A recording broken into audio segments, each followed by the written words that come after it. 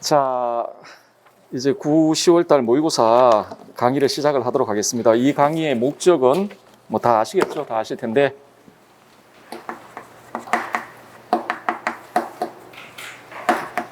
여러분이 현재 가지고 있는 실력을 평가하는 시간이 되겠습니다. 될 텐데 평가를 했으면 어떤 결과가 나올 거 아니에요, 그죠? 여러분이 확실하게 알고 있는 게 있을 거고 부족한 게 있을 거라고 생각을 합니다. 그래서 알고 있는 건 조금 더 철저하게 다시 이렇게 점검을 하고 부족한 부분이 있으면 보완을 하는 시간이 이 시간이 될 거라고 생각을 해요. 그래서 방점은 여기에 있다라고 생각을 합니다. 알고 있는 걸 뭐 하려고 여기 와서 시험 치고 있습니까? 그냥 2달 뒤에 시험 보러 가면 되지. 그럼 되잖아요, 그죠? 자, 여기에 방점이 우리 9, 10월 달 그 강의의 목적이 있다고 생각하고요. 그렇기 때문에 이건 별로 의미가 없습니다. 현재 여러분이 뭐 이렇게 문제를 좀 풀어봤고 아마 아는 문제도 있을 것이고 모르는 문제도 있을 것이고 어쨌든 간에 현재 여러분의 실력 그리고 아마 제가 채점을 할 텐데 그 채점 결과 나와 있는 현재의 점수는 별로 의미가 없다. 별로 의미가 없습니다. 중요한 건 시험 이 시간이 지난 이후에 여러분이 여러분 스스로 지금 부족한 게 무엇인지 정확히 알고 그걸 보완하려는 노력이 훨씬 더 중요합니다. 그래서 2달이라는 지금 시험이 한 2달 조금 더 남았나요?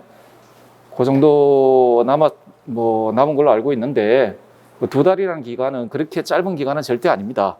여러분들이 적어도 올해 들어서 지금까지 좀 열심히 해왔다라는 그 전제로 해서 예를 들어 지금부터 공부를 한다. 그러면 조금 문제가 있을 거라고 생각을 하지만 적어도 쭉 이렇게 꾸준히 해왔다라는 걸 전제로 했을 때 현재 여러분들이 약간 부족한 부분은 2달이라는 기간이면 충분히 메꿀 수가 있습니다. 그렇죠? 그리고 시험은 또 왜 좀 닥쳐야 또 닥쳐가지고 하는 게 또 뭐 잘 되잖아요. 어쨌든 이거 별로 의미 없으니까 여기에 충격을 받지 마시라. 그래서 항상 제가 이 모의고사 강의할 때 매년 드는 예가 있습니다. 매년 드는 예가 제가 그러니까 학원에 와서 첫 해 강의했을 때 사례를 매년 들어요. 첫 해에 어떤 일이 있었냐면 제가 첫 해 전국 TO가 몇 명이었냐면 19명이었습니다. 서울만도 아니고 경기만도 아니고 충북만도 아니고 대한민국 전도 합쳐가지고 TO가 19명이었어요. 그것도 처음에는 18명이었다가 나중에 교육부에서 봐주고 1명 더 해서 19명이었습니다. 19명이었는데 그때도 제가 모의고사 강의를 했거든요. 그리고 그때는 객관식이라서 그냥 그날 여러분들 지금 시험 끝나고 나면 조금 있어 벽에 붙었어요. 이렇게 등수가 이거 지금 뭡니까? 이거 OMR 카드니까 그 기계가 있었어요. 학원에 넣으면 이렇게 바로바로 이렇게 채점될 수 있게 했는데 제 기억이 맞다면은 그 수업 때 합격하셨던 선생님이 계신데 모의고사 점수가 그렇게 상위권에 있지 않았습니다. 오히려 중하였거든요.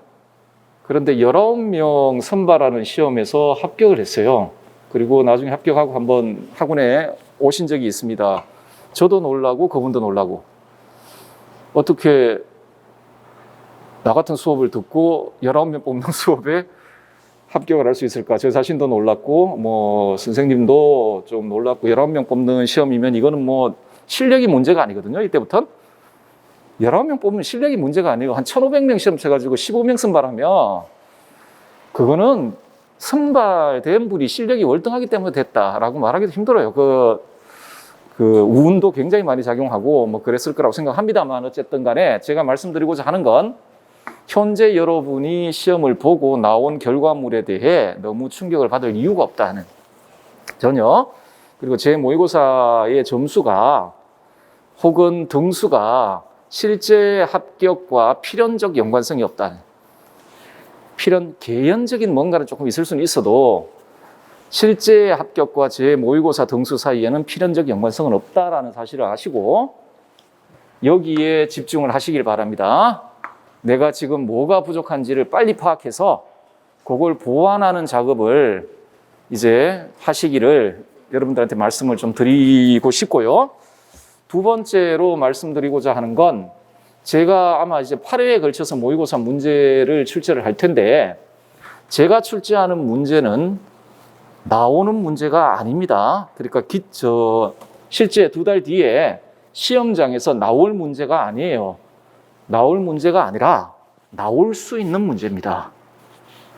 나올 수 있는 문제입니다. 어떤 사람도 2달 뒤에 시험장에서 나올 문제를 정확히 예상할 수는 없습니다.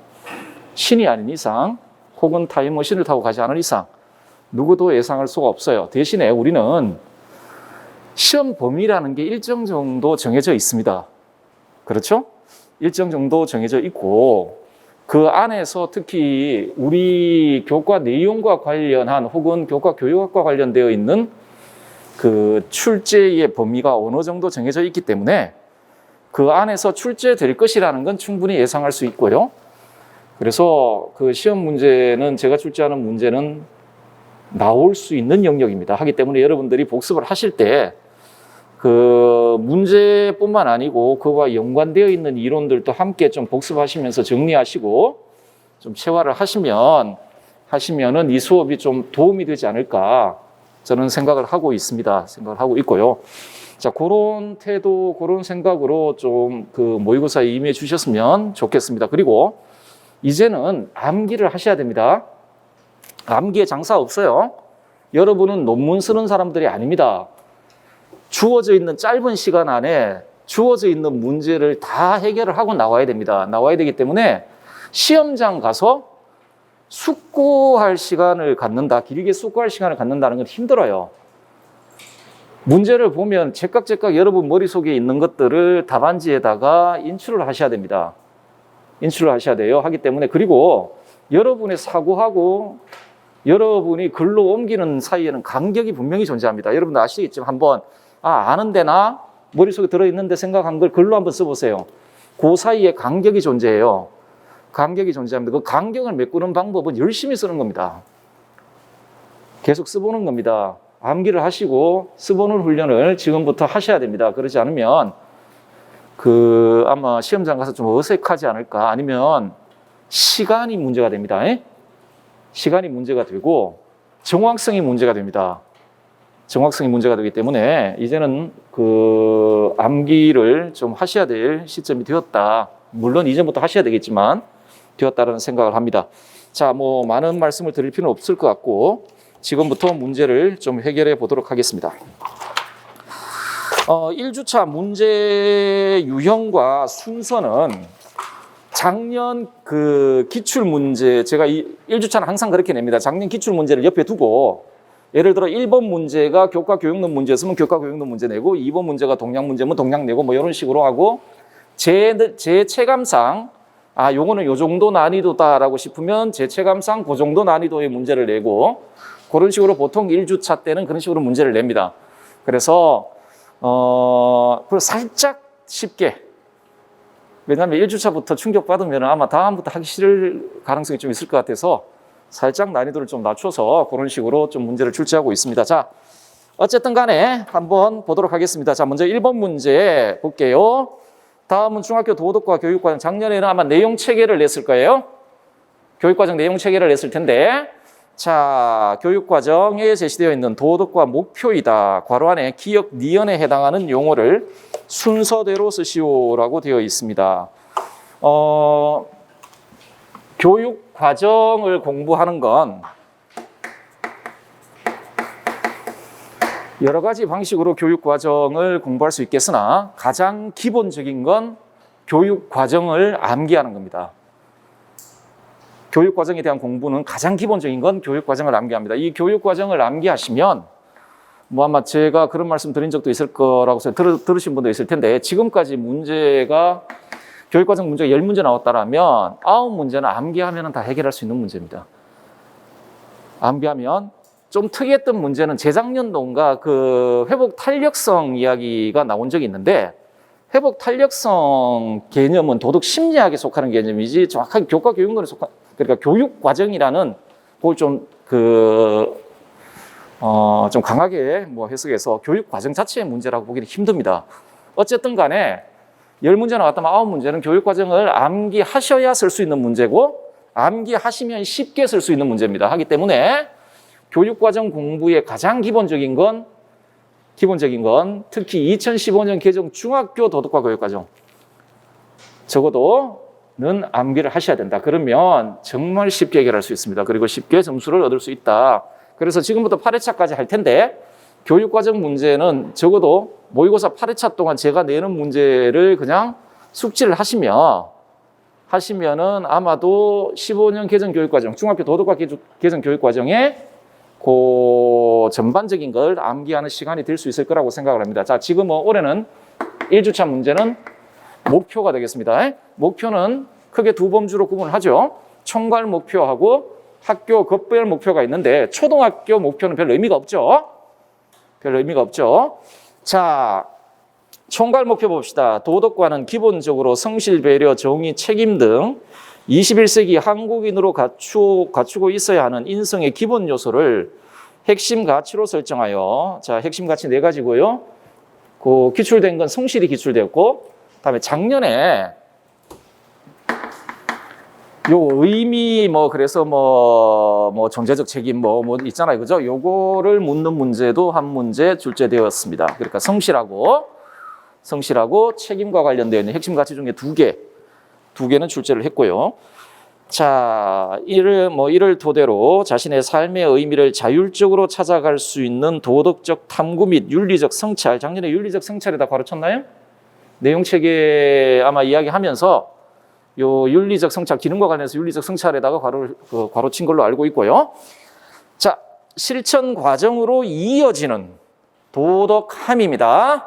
도덕함을 길러 도덕적 인간과 정의로운 시민, 아마 요 두 인간상이 우리 도덕과가 지향하는 도덕적인 인간입니다.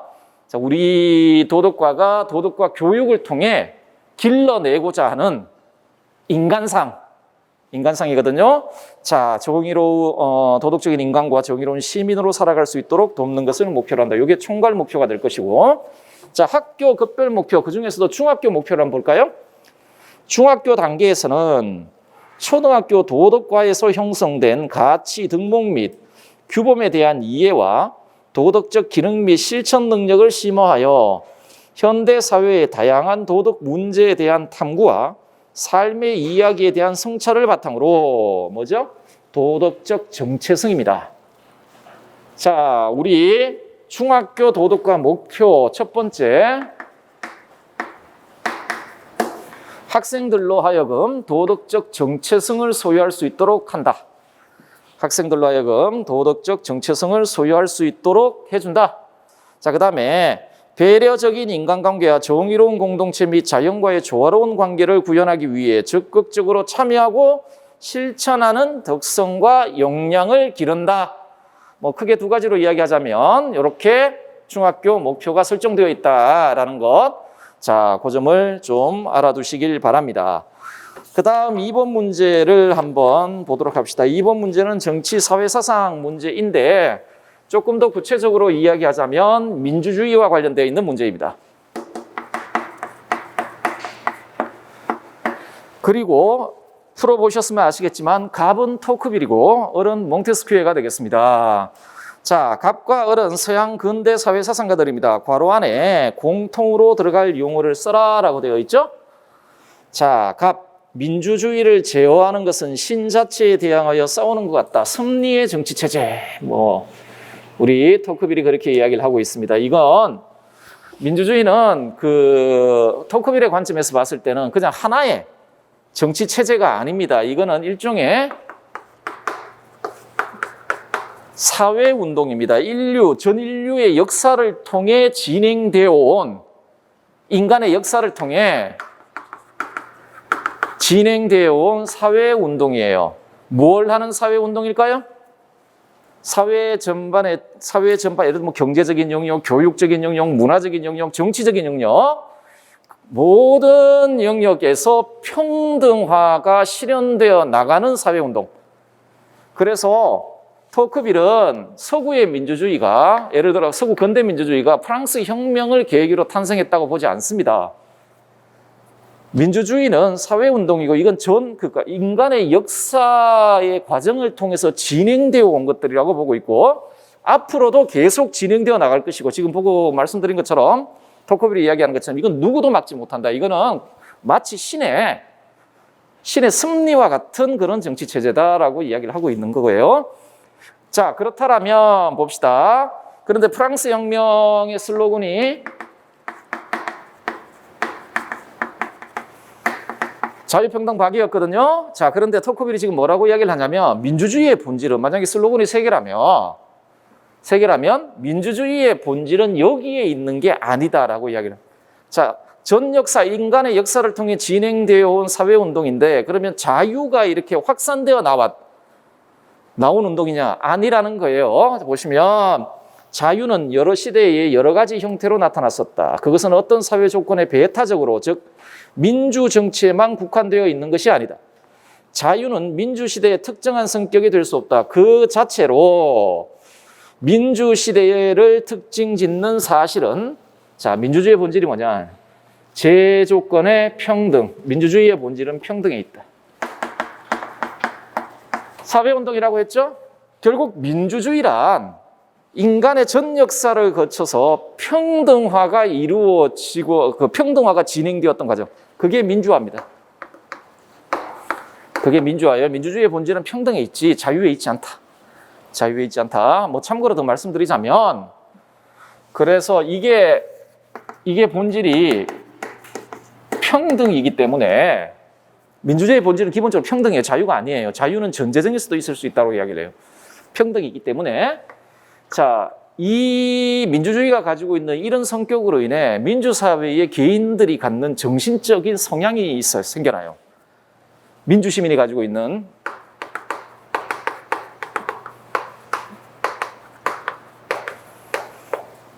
민주주의 사회에 살면 그 사회에 살고 있는 개인들은 어떤 특정한 정신적인 경향을 가져요. 특정한 정신적인 경향을 가져요. 그게 뭘까요? 평등에 대한 열망이에요. 어떤 정치 체제보다도 민주주의에 살고 있는 개인들은 어떤 정치 체제에 있는 개인들보다 훨씬 더 큰 평등에 대한 열망을 가지고 있습니다. 그런데 이 평등에 대한 열망이 토크빌의 표현에 의하면 천박해요. 천박한 평등에 대한 열정을 가지고 있어요. 무슨 말이냐? 다 함께 고귀해지기를 바라는 게 아니라 다 함께 낮아지기를 바라는 거예요. 다 함께 낮아지기를 바라는 거예요. 그래서 이 평등에 대한 열망은 또 어떤 것에 대한 강한 열망을 가지게 되냐면 독립심이에요. 너하고 나하고 같다는 거예요. 니나 나나 같고, 그렇죠? 자, 이게 민주사회의 시민들이 가지고 있는, 그러니까 민주주의의 본질로 인해 생겨난 민주사회에 살고 있는 사람들이 가지고 있는 정신적인 성격이에요. 이 성격으로부터 민주주의 사회에 온갖 문제점이 생겨납니다.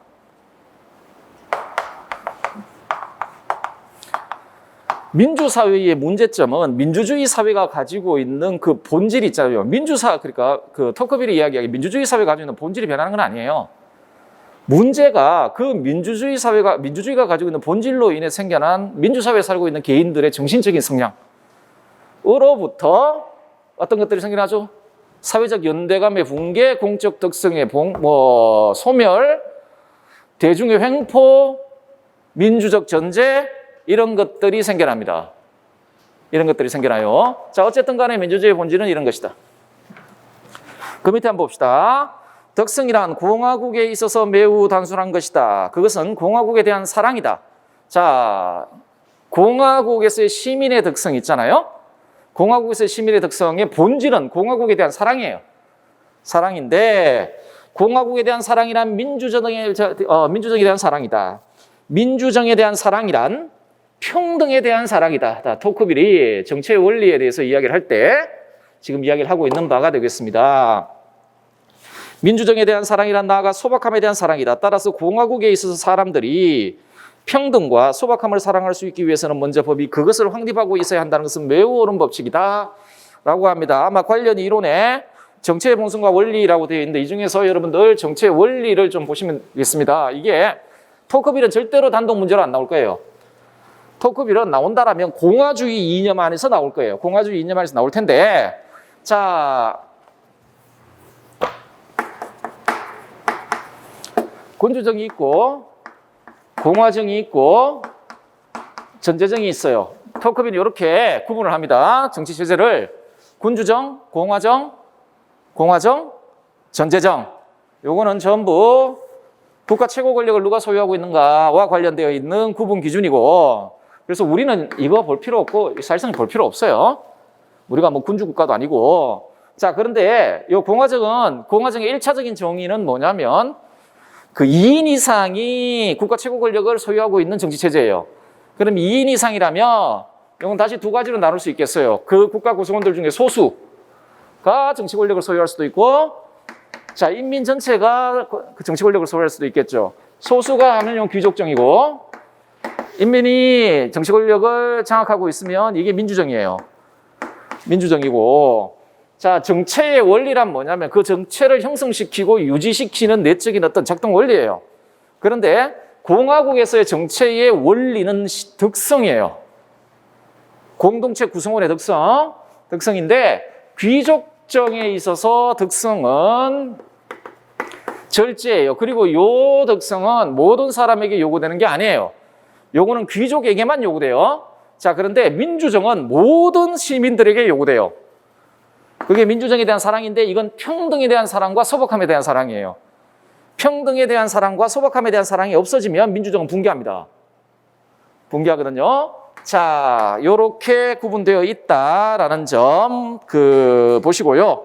자, 그 아마 관련 이론에 보시면 토크빌의 민주주의 뭐 제가 설명드린 것들이 있을 겁니다. 자, 여러분들 이 해설 자료 있죠?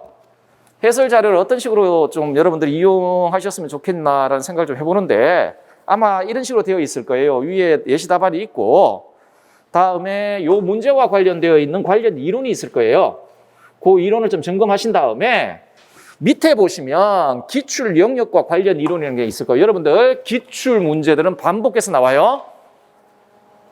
반복해서 나옵니다. 예전에 나왔던 것 문제 유형 바뀌어서 반복해서 나오거든요. 그래서 여러분들 그거 보시면서 내가 지금 기출되었던 내용들을 파악하고 있는지를 확인을 해보셔야 돼요. 그래서 예를 들어 뭐 토크빌 같으면은 예를 들어 그 현재 시험 유형기 때는 토크빌 나온 적 없어요. 근데 현재 시험 유형기 이전에 토크빌이 한두 문제 나온 적이 있거든요. 그때 어떤 주제로 나왔는지, 그리고 그 주제와 관련된 이론적 내용은 어떤 것들인지를 확인을 하셔야 됩니다. 제가 정확히 통계를 내지는 않았지만 그 시험을 쳐보면 그리고 이전에 기출되었던 문제 있잖아요. 문제들이 막 우리 23문제 정도 시험 보잖아요. 꽤 나옵니다. 뭐 10문제 이상 이런 식으로는 아니지만 한 5문제 정도는 이미 기출되었던 걸 문제 유형 바꿔서 내고 하고 있습니다. 하기 때문에 기출 분석을 정확히 하고요. 관련돼 있던 이론 내용만 정확히 파악하면은 한 5문제 정도는 맞출 수 있다라고 생각을 합니다. 물론 이건 그 경향이기 때문에 올해도 그럴 것이다라고 말씀을 드릴 수는 없겠으나 KR에 새로운 게 있을 수가 없어요. 지금 어떤 학자들 같은 경우에는 나올 만큼 다 나왔어요. 그러니까 다룰 수 있는 주제에 출제될 수 있을 만한 주제들이 거의 대부분 출제된 학자들도 있어요. 그러면 돌려요, 이렇게. 그 주제를 관련해서 이미 나온 주제를 문제 유형 바꿔가지고 이렇게 변형해서 내겠죠. 하기 때문에 복습하실 때 지금은 점검의 기간이라고 말씀드렸잖아요. 내가 지금 기출된 문제를 확인했는지 다시 한번 보세요. 여기 자료를 확인해 보시면서 그러면은 좀 정리가 이제 좀 완벽하게 되어 갈 것이라 생각을 하고 있습니다. 자, 3번 문제 봅시다. 자, 갑과 을은 서양 현대 윤리 사상가들입니다. 괄호 안에 기역 니언에 해당하는 용어를 순서대로 쓰시오. 갑 누구든가요? 제가 작년에 서양 현대 윤리와 관련해서 실존주의 출제했거든요. 드디어 키에르케골이 최초로 출제가 되었고 키에르케골 플러스 사르트르 이렇게 출제를 했습니다. 그 전에 하이데거를 출제했을 거예요. 그러니까 실존주의 문제가 이렇게 연달아 나온 거예요. 그러면은 제 개인적인 생각에는 올해 실존주의 문제를 또 내면은 낼 수 있죠. 있겠으나 너무 사랑한다 이런 생각이 들어요. 그래서 그러면 우리 시험 범위 안에 지금 현대 서양 윤리 관련해서 지금 메타 윤리학도 그 2년 붙어서 냈을 거예요. 메타 윤리학도 그러면은 메타 윤리학도 낼 수 있죠. 그것도 너무 사랑한다 생각이 드는데 어쨌든 간에 지금 우리 시험 범위 안에 현대 서양 윤리 관련해서는 뭐 실존주의 있고 실용주의 있고 물론 뭐 크게 이야기하면 덕윤리학, 뭐 배려윤리 이런 거까지 다 이야기할 수 있을 겁니다. 다 이야기할 수 있을 것인데 한동안 그 실용주의 문제가 좀 출제가 안 된 것 같아서 이번엔 실용주의 문제를 한번 출제해 보았습니다. 가볼게요. 실용주의에서는 늘 하는 대로 이렇게 물어본다. 경험이란 견지에서 볼 때 진리가 지니는 기억 가치는 무엇인가? 여러분들 고등학교 때 윤리사상 공부 혹시 시험 선택해서 보셨어요? 그러면 이거 대충 알 텐데 캐시밸류입니다. 이거 현금 가치. 제임스의 글입니다. 제임스의 글입니다. 제가 원래 이론 강의할 때는 제임스 강의를 하지 않습니다. 그리고 이분은 잘 나올 것 같지가 않아서 그런데 모의고사고 그 좀 위험하다 싶은 건 일단 내놓는 겁니다. 자, 진리의 가치는 현금 가치다. 이게 말하고자 하는 건 아시죠? 진리는 무슨 뭐 객관적인 뭐 주관 독립적인 어떤 그 실제에 대한 정확한 알미 아니라는 겁니다. 진리의 가치는 그것이 가지고 있는 실용성이라는 말입니다. 진리의 가치는. 그래서 실용주의에선 이 질문에 대해 곧 이렇게 응답한다. 진리가 가지고 있는 진리성은 하나의 사건이요 과정이다. 우리가 보통 전통적인 인식론에서 진리다, A는 B이다 이게 진리인 이유는 이 문장이 이야기하는 거 있잖아요. 이 문장이 가지고 있는 의미에 대응하는 어떤 대상이 있을 경우에 진리다. 뭐 보통 이런 식으로 뭐 대형설 같은 게 이야기를 합니다. 예를 들어 뭐 선은 무엇이다 이렇게 하면 뭐 플라톤 같은 선의 이데아가 가지고 있는 속성을 요 문장이 그대로 서술하면 저 문장은 진리다 이런 식으로 생각을 하지만 실용주의에서 지금 제임스가 이야기하잖아요. 진리는 우리가 발견하는 겁니다. 우리가 어떤 문제에 부딪혀서 그 문제를 해결할 수 있는 어떤 수단을 발견하는 과정 있잖아요. 하기 때문에 진리의 진리성이란 과정이 있다라고 이야기를 하고 있고 진리가 진리화하는 과정이란 말이다. 진리의 유효성이란 것도 유효화시키는 과정인 것이다. 그러면 실용주의의 입장에서 볼 때 진리화니 유효화니 하는 말의 뜻은 무엇인가? 그 말들은 진리화되고 유효화된 관점에서 어떤 실제적 효과가 나타난다는 사실, 실제적 효과가 나타난다는 사실을 말해주는 말이기도 하다라고 합니다. 자, 볼게요. 진리란 관념과 이론이 경험의 재조직화에 기여하는 데 도움이 되는 것을 의미한다. 진리에 대한 정의입니다. 우리는 태어나면서부터 세계와 상호작용 과정 속에 놓여 있고요. 그 세계와 상호작용하는 과정에서 언제나 문제 상황에 처하게 되어 있습니다. 진리란 그리고 이때 이게 어떤 상황이 문제 상황이라는 건 현재 내가 세계와 상호작용할 때 가지고 있는 경험 방식, 경험 양식이 더 이상 유효하지 않는 상황입니다. 이 양식으로는 해결할 수 없는 문제가 발생한 상황이 문제 상황입니다. 그렇다면 경험을 재조직화해야 된다. 새로운 형태의 경험 양식을 만들어내야 되는데 그 새로운 형태의 경험 양식을 만들어내는 수단, 도구가 진리다. 혹은 지식이다. 자, 자연과 삶은 끊임없이 변하고 계속 움직임으로 인간은 어려움을 겪는다. 어려움에 처한 인간에게 사태 해결을 위한 어떠한 도움도 주지 못하는 관념과 지식은 모조품에 불과하다. 인간의 관념과 지식은 망치나 트랙터처럼 이건 농사 짓거나 어떤 무엇인가를 만들어낼 때 사용되는 도구죠.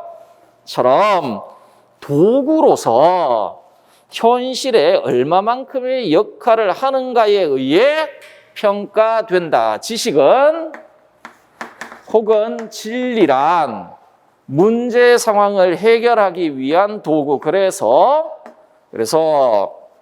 듀이의 실용주의를 도구주의 이런 식으로 부르고 있습니다. 도구주의 이런 식으로 부르고 있는데 아마 여러분들 기출문제 보시면 아시겠지만 우리 임용시험에서 실용주의는 100% 듀이만 출제합니다. 100%. 그리고 지금까지도 한 2문제를 출제했습니다, 실제. 그런데 다 도덕의 성격과 관련된 문제였습니다. 그리고 전부 도덕의 목적이 뭐냐?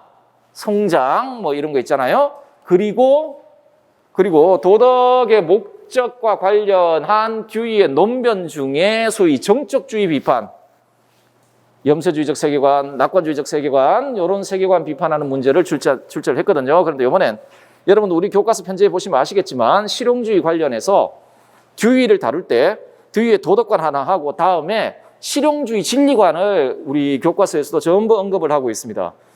언급을 하고 있기 때문에 이번 문제는 그 진리관, 실용주의적 진리관을 좀 특화시켜서 문제를 냈고요. 또 하나 이 문제를 내면서 제가 이론 강의 시간에 하지 않았던 두 학자를 좀 소개를 하고자 하는 의도가 있습니다. 먼저 제임스고요. 위에서 보셨잖아요. 제임스인데 그냥 현금가치 이런 개념들 좀 확인해 두시고 참고 한번 보세요. 해설 5페이지. 자, 우리 윤리와 사상 교과서에 실용주의의 학자 3명 언급돼요.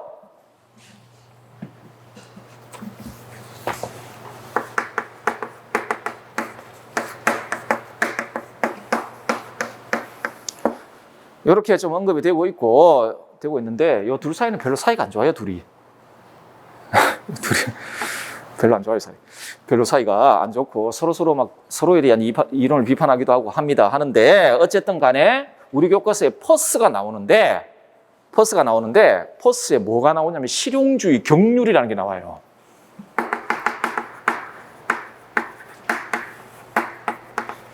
실용주의 경륜이라는 게 소개되고 있거든요. 퍼스의 실용주의 경륜 유명해요. 엄청 유명한 거예요. 유명한데 고등학교 교과서에 실용주의 경륜이 뭐다라고 서술되어 있는 내용이 있어요. 교과서에 있어요. 그런데 그런데 그거는 고등학생들 수준에 맞춰서 좀 변형되어 서술되어 있어요. 변형되어 서술되어 있는데 원래 그 퍼스가 실용주의 경륜이란이라고 이야기했던 건 참고 문헌에 들어가 있는 겁니다. 우리 그 5페이지 해설 있죠?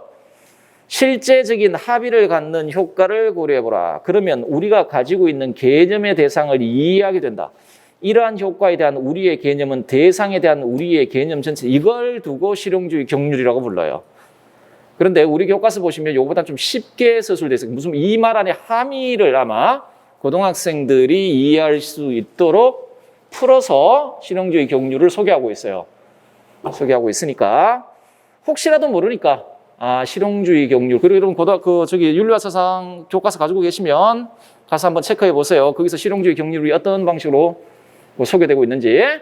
자, 제 생각에는 퍼스하고 제임스가 나올 확률은 매우 떨어지는데 그럼에도 불구하고 찝찝하니까 이 정도만 좀 알아두시면 좋지 않을까 이렇게 생각을 하고 있습니다. 자, 4번 문제 봅시다. 다음은 서양 근대 사상가와 학생의 가상 대화입니다. 자, 괄호 안에 공통으로 들어갈 용어를 쓰세요라고 되어 있네요. 학생, 선생님께서는 이성은 도덕적 실천의 직접적 동기가 될 수 없다라고 하셨는데 그렇게 말씀하신 이유가 무엇인가요? 라고 물었어요. 하니까 여러분들 휴메의 대표적인 두 명제가 있습니다. 그 행위의 동기 문제와 관련한 휴메의 대표적인 두 명제 하나가 이성은 의지작용의 직접적 계기가 될 수 없다. 이성은 의지를 작동하면서 정념에 대립할 수 없다.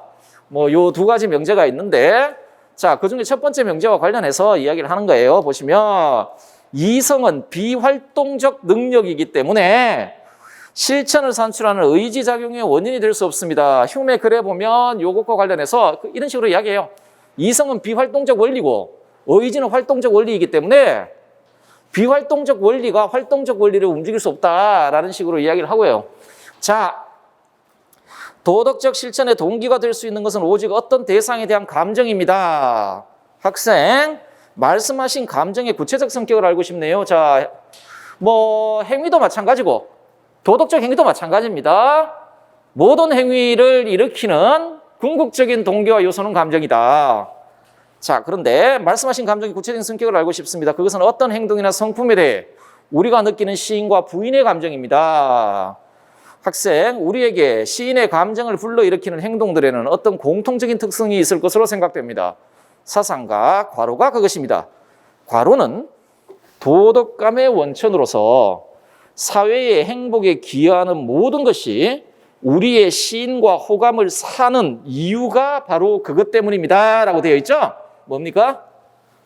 유용성 혹은 사회적 유용성이라고 하시면 됩니다. 유용성 혹은 사회적 유용성. 자, 여러분들 휴업 문제 많이 출제했습니다. 많이 출제했는데 휴업 문제가 이렇게 출제되었습니다. 도덕감의 성격을 묻는 문제와 관련된, 그러니까 도덕감과 관련된 주제. 다음에 공감, 휴메의 공감 이론과 관련돼 있는 주제 있죠. 이렇게 출제를 했고요. 자, 출제를 했습니다. 그리고 나머지 좀 아직까지 출제가 안 된 게 행위의 동기 이론하고, 다음에 뭐 여러 가지 그 자세한 논리들이 있어요. 도덕에 있어서 이성의 역할이라든지, 뭐 도덕적 관념과 도덕 판단의 본성이라든지, 다음에 휴메의 후기 저장에 나타나는 인간성의 정서 같은 개념들, 이런 것들 중심으로 좀 출제가 안 되었는데, 자, 이 문제를 좀 설명을 드릴게요. 이런 틀 안에서 보시면 됩니다. 자, 행위의 궁극적 동기는 절대로 이성이 아닙니다. 이성이 아니에요. 그리고 도덕은 실천적인 것이기 때문에 도덕의 기초는 이성일 수 없어요. 자, 도덕 판단, 도덕적 관념. 도덕 판단은 도덕적 관념 가지고 하는 거니까 이것의 기초가 뭐냐? 감정이에요. 근데 이 감정은 특별한 감정입니다. 그래서 이 감정을 도덕감이라고 불러요. 이 감정을 도덕감이라고 부르는데, 이 도덕감의 본질은 어떤 대상이나 행위, 어떤 성품이나 대상, 그 행위에 대한 시인과 부인의 감정이에요. 내가 경험하는 어떤 행위나 어떤 성품에 대한 시인 혹은 부인, 혹은 뭐 이걸 비난이라고 해도 되고요. 혹은 이걸 칭찬이라고 해도 돼요. 의 감정이다. 감정인데 요 감정은 일반 감정과 다른 두 가지의 특징이 있어요. 하나가 뭐 나 자신과 관련해서는 자부심과 뭐 타인과 관련해서는 사랑과 뭐 이런 거 한 거예요. 그보다 더 중요한 게 뭐냐면 이 감정이 보편적 감정이에요.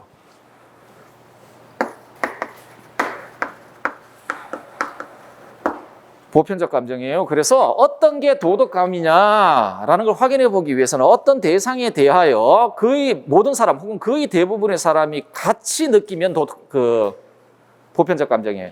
자, 그러면 여기서 하나의 문제가 뭐냐면은 A라는 행위 혹은 A라는 성품이 있을 경우에 이것에 대해서 거의 모든 사람 혹은 모든 사람 혹은 거의 대부분의 사람이 여기에 대해서 시인의 감정을 느낀다. B라는 행위 성품에 대해서도 시인의 감정을 느낀다. C라는 데 느낀다. 자, 왜 그러냐라는 겁니다. 왜? 일단은요, 왜 그러냐? 고물음과 관련해서 한 측면에서는 측면에서 뭘 확인해야 되냐면, 그렇다면 요 판단 대상이 되고 있는 어떤 성격이 있지 않겠냐라는 겁니다. 공통의 성격. 판단 대상이 되고 있는 어떤 공통의 성격이 있지 않겠냐라는 거예요. 그 공통의 성격이 바로 유용성이에요. 그래서 아까 이 밑에 마지막 문장은 제가 거의 변형 없이 원문에 나와 있는 내용 거의 변형 없이 쓴 건데요. 이것 때문에 사회의 행복에 기여하는 모든 것이 우리의 시인과 호감을 사는 것이다. 라고 이야기를 하죠. 자, 사회적 유용성을 가지고 있다라는 공통 특징을 가지고 있는 거예요. 그래서 요게 이 유용성, 요것들이 가지고 있는 유용성 때문에 우리는 이것에 대하여 시인의 감정을 느끼기도 하고, 반대로 이게 공익을 침해하는 성품이나 행동이라면 그것에 대하여 부인의 감정을 느낀다는 겁니다. 그렇죠? 그런 의미에서 도덕감의 원천 이런 식으로 이야기를 하는 거예요. 그런데 그러면 공감은 뭐냐면 공감은 이러한 감정을 불러일으키는 우리 마음의 능력이에요. 공감은 그 능력이 있기 때문에 시인의 감정, 부인의 감정 이런 것들이 일어나는 거고 저번 문제처럼 나의 고통이 아니라 타인의 고통에 대해서도 혹은 타인이 어떤 불이한 그 대우를 받을 때 그런 불의를 저지르는 사람에 대해서도 우리가 부인의 감정을 느낄 수 있는 거예요. 공감 때문에 그렇습니다. 자, 이렇게 좀 알아두시면 되겠습니다. 기출 영역 확인해 보시고요. 자, 그 다음에 아까도 한번 말씀드리지만 제가 그 해설에 미출제 영역이라는 부분이 있거든요.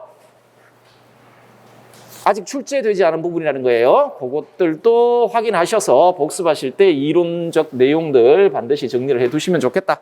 그리고 가급적 제가 모의고사 문제를 낼 때는 아직 출제되지 않은 영역을 우선적으로 출제를 하고요. 물론 기출된 이론들이나 주제들도 출제를 할 겁니다. 출제를 할 거지만 가급적 아직 출제되지 않은 영역 중심으로 출제를 하도록 하겠습니다. 자, 5번 문제. 다음은 현대 도덕교육학자의 글입니다. 이 도덕교육학자가 레스입니다. 이 사람, 자, 레스의 글이에요. 가치 명료와 수업 모형을 만들어낸 학자죠. 우리는 가치를 그것을 형성하고 그것을 시험하는 경험과 부단히 관련되는 것으로 본다. 누구에게 있어서나 가치는 견고하고 단단한 진리라기보다는 환경이라는 일정한 배경 안에서 하나의 삶의 스타일을 산출하는 일의 결과이다. 자, 기본적으로 가치 명료와 접근법을 주장하는 사람들에게 있어서 가치는 개인의 주관적 선호.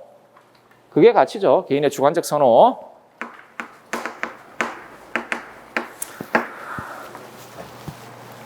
산출하려는 노력을 충분히 기울인 연후에 일정한 패턴의 평가와 행동이 발달하기 쉽다. 이제 어떤 것들은 옳고 바람직하며 훌륭한 것으로 간주된다. 이것들이 바로 우리의 가치가 된다. 우리의 가치 이론과 그 이론에서 발달한 교수 전략, 이게 가치 명료와 수업 모형이죠. 자, 속에는 하나의 가정이 있다. 그것은 사람들이 선택, 존중, 행위라는 하나의 지적인 과정, 요거를 가치화 과정이라고 합니다. 가치화 과정이고 좀 크게 이야기하면 선택, 존중, 행위지만 구체적으로 이야기하면 이건 7단계로 되어 있습니다. 각 3단계 안에 다시 하위 단계들이 있잖아요. 3단계 안에. 그래서 전체적으로 이야기를 하자면 7단계로 되어 있는 가치화 과정. 가치화 과정이죠. 라는 하나의 지적인 과정에 의해 가치에 도달할 수 있다는 점이다. 적어도 우리는 사람들이 그런 과정을 거쳐 무엇인가에 도달할 수 있음을 가정하며 뭐에 도달하겠습니까? 자기가 소중히 여기고 자신의 삶 속에서 실현할 수 있는 가치를 발견하는 것이죠. 저술 가정하며 저술 안에서 몇몇 지지와 더불어 우리는 그 무엇인가를 가치라고 부르고자 한다. 자, 레스의 글입니다. 레스의 글이고 작성 방법 보겠습니다. 밑줄 친 과정 기억에 포함된 두 하위 과정과 관련한 명료와 질문을 각각 한 가지씩 예시하라 라고 되어 있습니다. 일단 예시답안 보세요. 저의 예시답안. 이 가치가 여러분에게 얼마나 중요합니까? 이 가치에 대해 누군가에 말한 적이 있습니까? 요 2가지 있잖아요. 요거 제가 예시답안에 있는 요 2가지는 레스가 예시한 거예요. 레스가 예시한 겁니다. 자, 7단계에 걸친 가치화 과정에서 가치화 과정으로 구성되어 있는 가치 명료와 수업 모형에서 선생님의 주요 교수 활동은 대부분 물론 여러 가지 있습니다. 가치지도 있고 여러 가지 방법이 있긴 하지만 선생님은 기본적으로 임상병리사와 같은 역할을 해야 되기 때문에 그중에서 가장 중요한 방법이 질문입니다. 학생들은 그 전제가 있고 자기 나름의 가치가 있다라는 전제하에서 아직까지 학생들이 그걸 명료하게 인식하지 못하고 있다고 생각하고 있기 때문에 선생님들이 하는 일은 그걸 명료화 시켜주는 거거든요.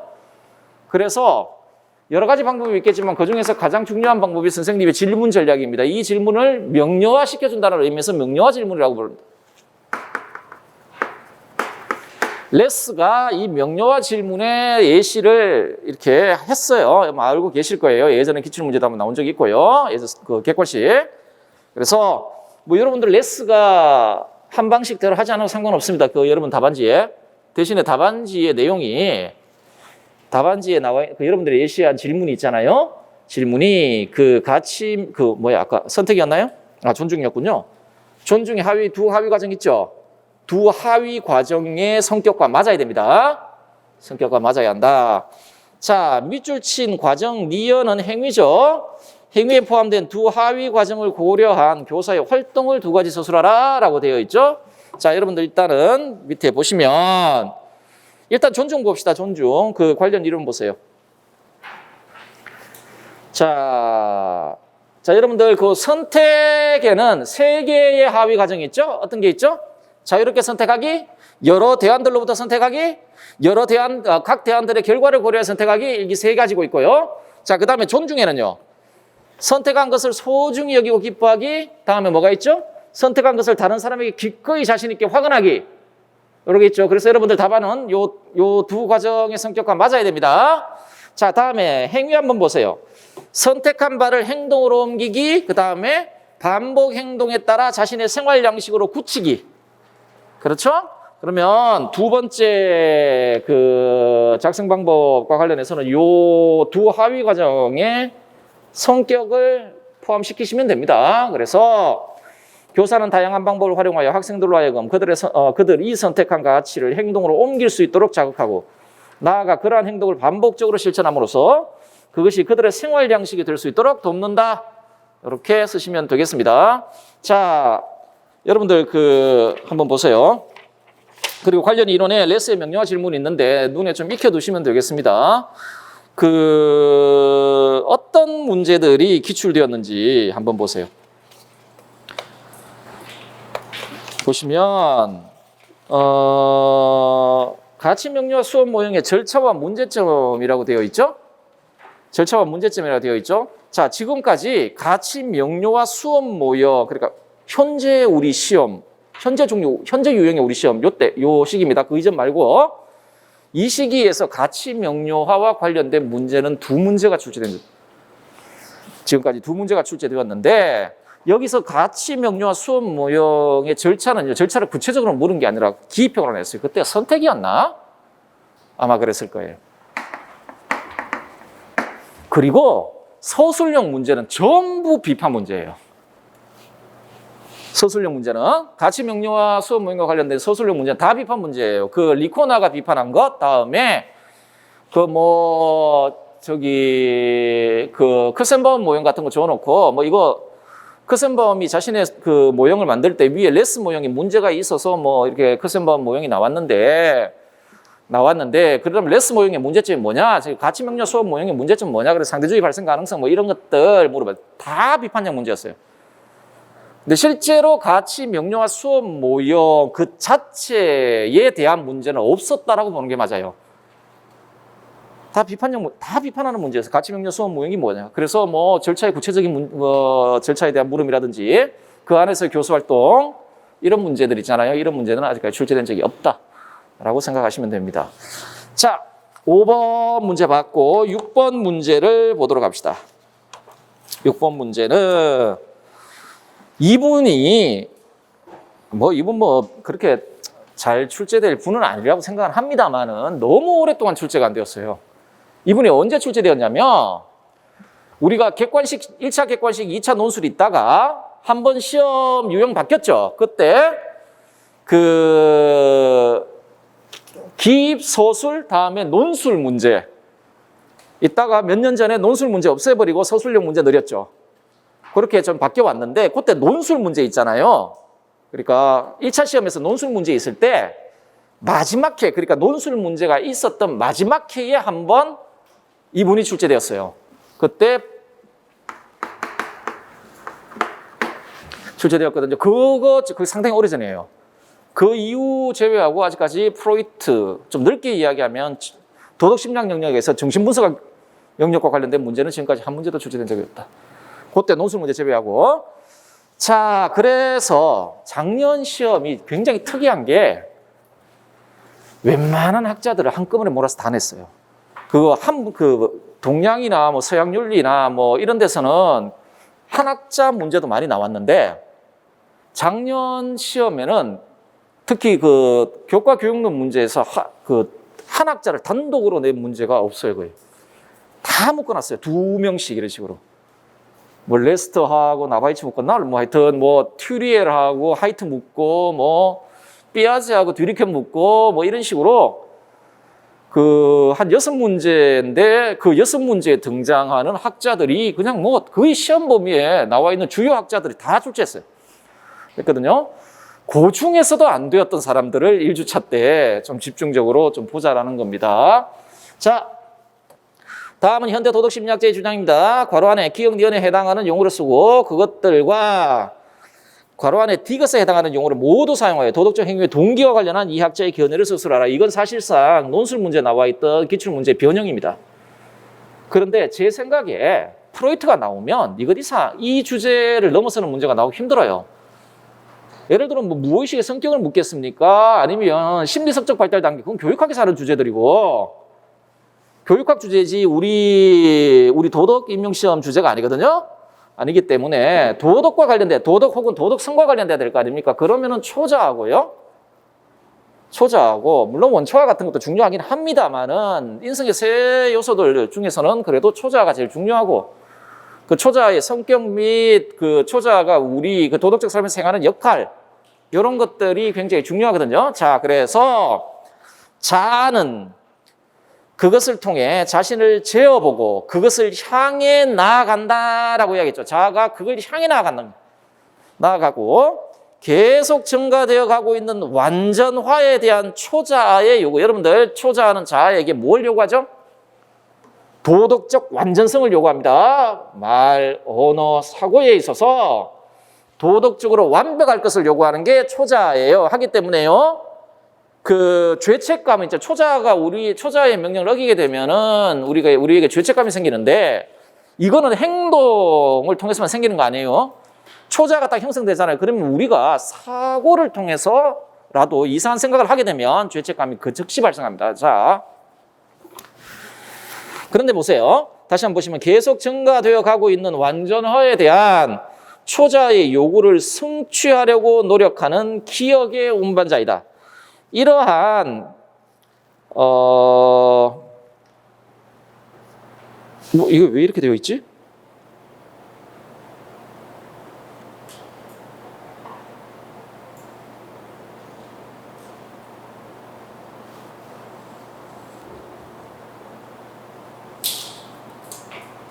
아닌데 이게 제가 이렇게 보는 게 확인했는데 이게 문제 오류입니다. 이것도 기억입니다. 아닌데 제가 문제를 보내면 학원에서 다시 한 번 더 편집하거든요.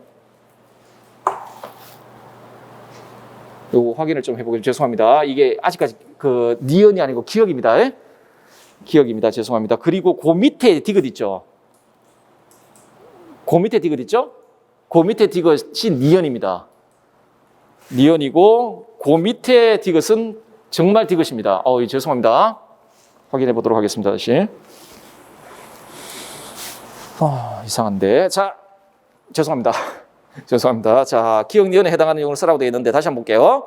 자아는 그것을 통해 자신을 지어보고 그것을 향해 나아가고 계속 증가되어 가고 있는 완전화에 대한 초자의 요구를 성취하려고 노력하는 기억의 운반자이다. 이러한 기억은 옛날에 부모의 표상의 침전물임, 초자 자체가 부모와의 동일화, 부모의 기준의 내면화를 통해 만들어진 것이기 때문에 자, 아이가 그 당시에 자기 부모의 모습이라고 생각했던 완전성에 대한 경탄의 표현, 이러면은 뭘까요?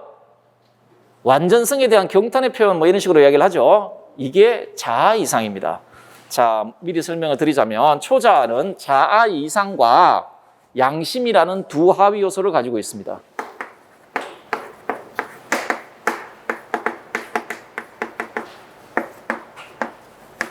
있고 양심은 부모의 긍정적 규준을 내면화해서 생겨나는 겁니다. 하기 때문에 여기 보시면 그 부모의 모습이라고 생각했던 완전성에 대한 경탄의 표현 이런 식으로 되어 있죠. 긍정적이죠? 자, 그리고 양심은 뭐뭐 해서는 안 돼. 라는 부정적 규준을 내면화하여 형성되는 겁니다. 하기 때문에 이게 도덕적 삶에서 행하는 역할의 차이가 좀 생겨요. 얘는 악을 방지하는 역할을 주로 하고요. 얘는 적극적으로 선을 지향하도록 합니다. 자아 이상, 그러니까 자아는 막 끊임없이 이걸 향해 나아간다, 이걸 향해 노력한다, 뭐 이야기를 하잖아요. 그죠? 자아가 설마 악을 향해 노력하지는 않을 거 아니에요? 자, 개인의 공격 본능은 안으로 돌려져 내면화한다. 달리 말해서 자신의 자아로 돌려지는 것이다. 원래 우리 원초화로부터 나오는 본능들이 성적 본능, 공격 본능, 물론 그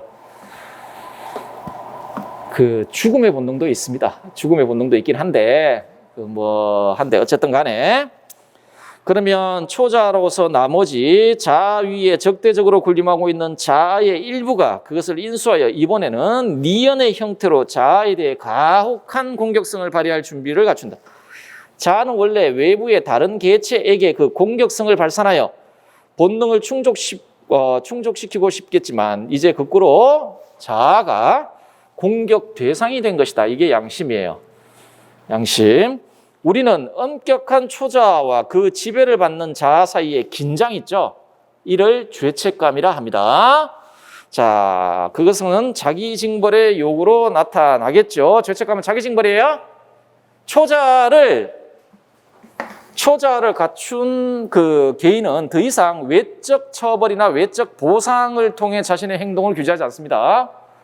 내적인 자기 처벌, 내적인 자기 보상이라는 기제를 통해 자기 행동을 규제해 나가는데, 자, 그러면은 기억은 자아 이상이고 니언은 양심인데요. 그리고 디귿은 죄책감입니다.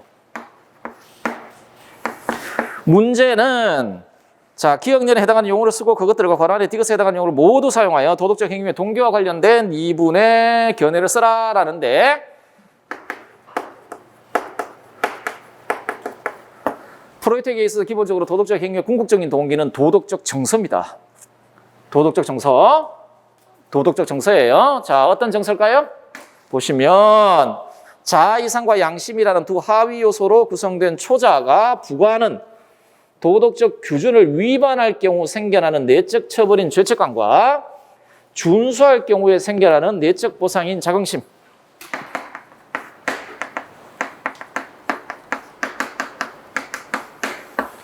혹은 자기 존중감, 자기 존중감이라 해도 되고.